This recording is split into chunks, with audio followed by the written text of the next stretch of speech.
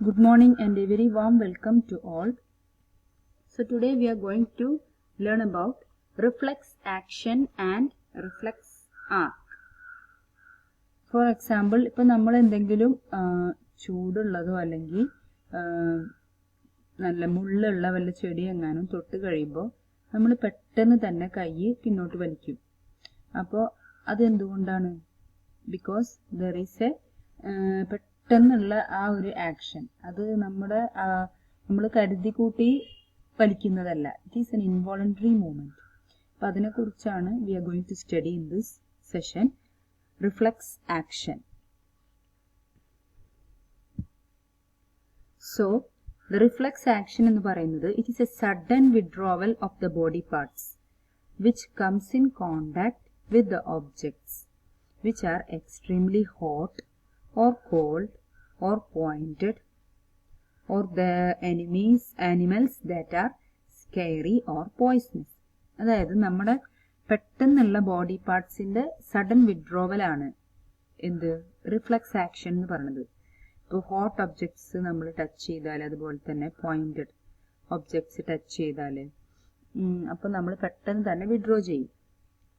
So this entire process of response to a peripheral nervous stimulation and that occurs involuntary. അപ്പോൾ ഇത് നടക്കുന്നത് through A peripheral nervous stimulation വഴിയാണ്. അതായത് nerves പെട്ടെന്ന് stimulate ചെയ്തിട്ട് ഈ ആക്ഷൻ പെട്ടെന്നാണ് നടക്കുന്നത്, ഇൻവോളണ്ടറി ആയിട്ട് നടക്കുന്നതാണ്. That is without conscious effort or thought. നമ്മൾ ചിന്തിച്ചുകൊണ്ട് പിൻവലിക്കുന്നതല്ല, അത് പെട്ടെന്നുള്ള ആക്ഷൻ ആണ്, ഇൻവോളണ്ടറി ആണ്, without conscious effort or thought, and it require involvement of the part of central nervous system. അപ്പം നമ്മുടെ സെൻട്രൽ നെർവസ് സിസ്റ്റം ആണ് അതിൽ മെയിൻലി ഇൻവോൾവ് ആയിട്ടുള്ളത്.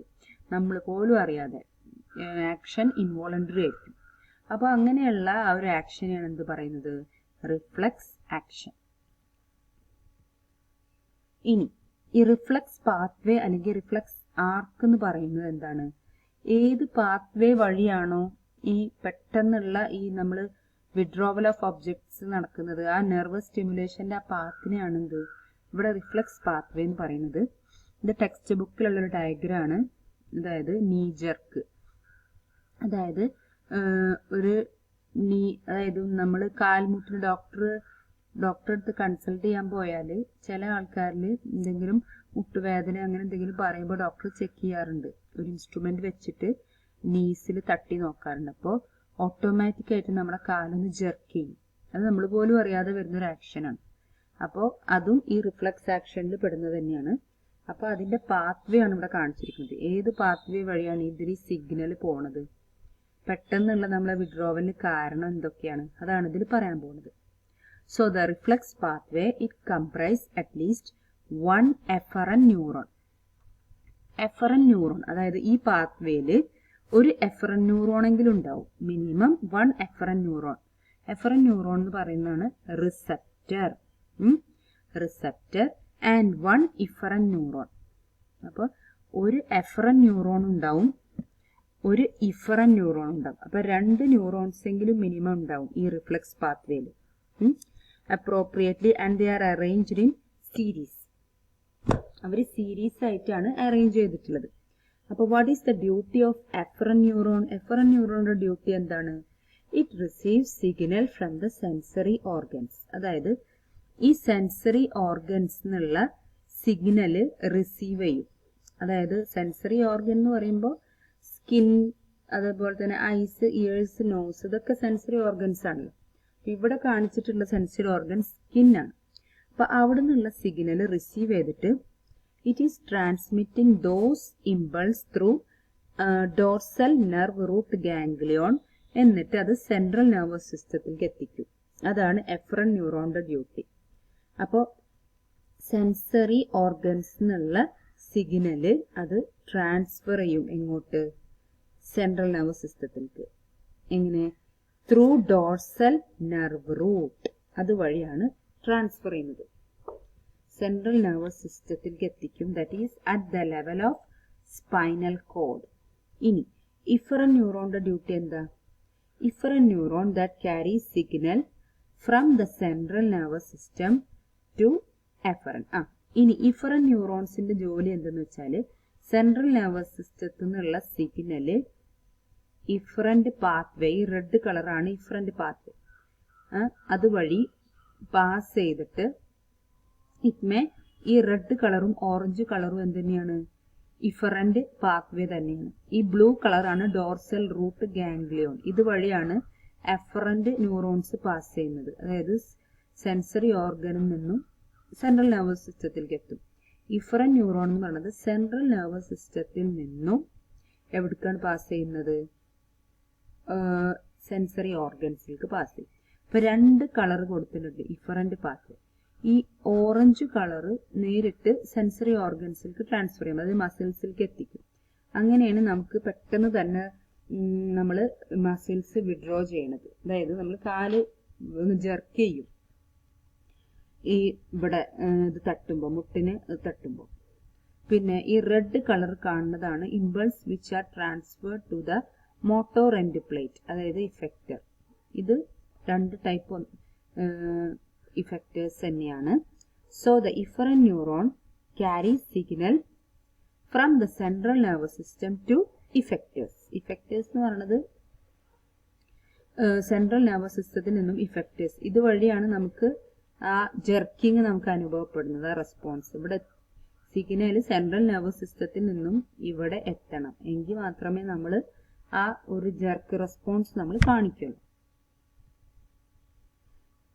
So that's all about reflex action and reflex pathway. അപ്പോൾ reflex action എന്ന് പറയുന്നത് sudden withdrawal of our body parts as a result of central nervous system stimulation വഴി. ഇത് പെട്ടെന്ന് നടക്കുന്ന ആക്ഷനാണ്, നമ്മൾ പോലും അറിയാതെ ഇൻവോളണ്ടറി ആയിട്ട് നടക്കുന്ന ഒരു ആക്ഷനാണ്. അപ്പൊ അതിന്റെ പാത്വേസ് ആണ് ഈ റിഫ്ലക്സ് പാത്വേ എന്ന് പറഞ്ഞാൽ ഏതൊക്കെ പാത്വേ വഴിയാണ് ഇമ്പൾസ് ട്രാൻസ്ഫർ ചെയ്യുന്നത്. അതിന് മെയിൻ ആയിട്ട് 2 ന്യൂറോൺസ് വരും, എഫറൻ ന്യൂറോൺ, ഇഫറൻ ന്യൂറോൺ.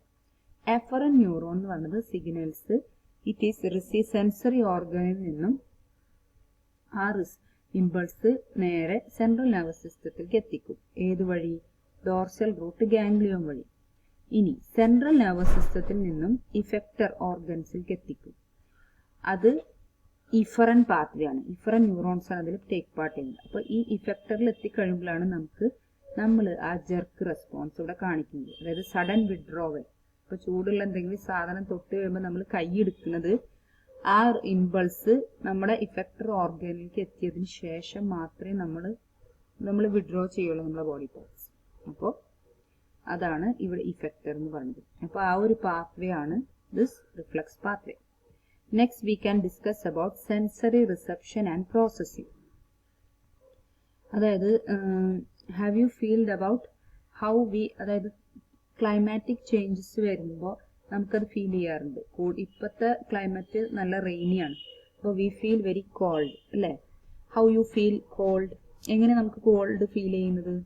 അതുപോലെ തന്നെ how you can see the objects surrounding you, എങ്ങനെയാണ് കാണാൻ കഴിയുന്നത്?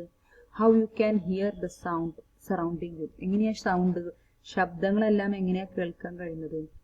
It is mainly through sensory reception and processing. The sensory organs, ഏതൊക്കെയാണ് sensory organs? Eyes, ears, nose, പിന്നെ എന്താണ് ടങ് ആൻഡ് സ്കിൻ അല്ലെ? ഈ സെൻസറി ഓർഗൻസ് എൻവയൺമെന്റിലുള്ള എല്ലാ ചേഞ്ചസും ഡിറ്റക്ട് ചെയ്യും. എന്നിട്ട് ഇറ്റ് സെൻഡ് അപ്രോപ്രിയേറ്റ് സിഗ്നൽസ്. ഈ സിഗ്നൽസ് എല്ലാം സെൻട്രൽ നെർവസ് സിസ്റ്റത്തിലേക്ക് പാസ് ചെയ്യും. അവിടെ വെച്ച് ഈ സിഗ്നൽസ് സെൻട്രൽ നെർവസ് സിസ്റ്റത്തിൽ എത്തിക്കഴിയുമ്പോൾ അവിടെ വെച്ച് ഈ സിഗ്നൽസിനെ അവിടെ പ്രോസസ് ചെയ്യും. എന്നിട്ട് അനലൈസ് ചെയ്തിട്ട് അത് വേറെ റൂട്ട് വഴി നമ്മുടെ ഇഫക്റ്റർ ഓർഗൻസിലേക്ക് എത്തിക്കും. അങ്ങനെയാണ് നമുക്ക് കാണാൻ കഴിയുന്നതും കേൾക്കാൻ കഴിയുന്നതും ഫീൽ ചെയ്യുന്നതൊക്കെ. Signals are send to different parts or centres of the brain. Okay, അപ്പോൾ സെൻസറി ഓർഗൻസ് എന്ത് ചെയ്യും? They detect all type of changes in the environment. എന്നിട്ട് they send appropriate signals to central nervous system. Central nervous സിസ്റ്റത്തിൽ all the inputs are processed and analysed. ഈ analysis എല്ലാം കഴിഞ്ഞിട്ട് from the central nervous system ഈ signal എല്ലാം എങ്ങോട്ടാണ് pass ചെയ്യുന്നത്? തിരിച്ച് ഒന്നുകിൽ different parts or centres of the brain. അതായത് ബ്രെയിനിന് കുറെ സെന്റേഴ്സ് ഉണ്ട്. കാണാനൊരു, അതായത് നമ്മൾ എങ്ങനെ കാഴ്ചക്ക് ബ്രെയിനിൽ ഒരു പ്രത്യേക സെന്റർ ഉണ്ട്, അവിടെ സിഗ്നൽ എത്തിയാൽ മാത്രമേ നമുക്ക് കാണുള്ളൂ. കേൾവിക്ക് ബ്രെയിനിൽ പ്രത്യേക ഒരു സെന്റർ ഉണ്ട്. ഈ സെൻട്രൽ നെർവസ് സിസ്റ്റത്തിൽ നിന്നുള്ള സിഗ്നൽ ആ പ്രത്യേക റീജിയനിൽ എത്തിയാൽ മാത്രമേ നമുക്ക് കേൾക്കുള്ളൂ. ഫീൽ ചെയ്യണമെങ്കിൽ നമ്മുടെ ബ്രെയിനിൽ സെരിബ്രത്തിൽ ഒരു പ്രത്യേക സെന്റർ ഉണ്ട്. ഈ സിഗ്നൽ സെൻട്രൽ നെർവസ് സിസ്റ്റത്തിൽ പ്രോസസ് ചെയ്തിട്ട് അവിടെ എത്തണം, എങ്കിൽ മാത്രമേ നമുക്ക് ഇതെല്ലാം ഫീൽ ചെയ്യുള്ളൂ. So this is how you can sense the changes in the environment. So we can study about each, ഓരോ സെൻസ് ഓർഗൻസിന്റെ എങ്ങനെയാണ് സിഗ്നൽ പാസ് ചെയ്യുന്നതും എങ്ങനെയാണ് അത് കൺവേ ചെയ്ത് നമുക്ക് അത് സെൻസ് ചെയ്യാൻ പറ്റുന്നുള്ളത് നമുക്ക് ഓരോ ഓർഗൻസ് വെച്ച് പഠിക്കാം. First we can discuss about eyes. How many eyes are there? We have paired eyes. These are located in the sockets of the skull called orbits. അതായത് സ്കള്ള്, തലയോട്ടിയുടെ ഫ്രണ്ട് ഭാഗത്ത് കാണുന്ന ഏരിയയാണ് ഓർബിറ്റ്സ്. അവിടെയാണ് ഐസ് സിറ്റുവേറ്റ് ചെയ്തിട്ടുള്ളത്. They are located in the sockets of the skull called orbits. And now here is giving about the structure and function of the human eye. ഇനി human ഐയുടെ parts എന്തൊക്കെ നോക്കാം. What is the shape of the human eye? It is spherical structure. Human eye എന്ന് പറയുന്നത് ഒരു spherical structure ആണ്. The wall of the eye it is composed of 3 layers. ഐബോളിന് എന്തുണ്ട്? ഹ്യൂമൻ ഐബോളിന് it is surrounded by walls and it is of 3 layers. 3 layer ഉണ്ട്. Outer layer ആണ് എന്ത്? സ്ക്ലീറ.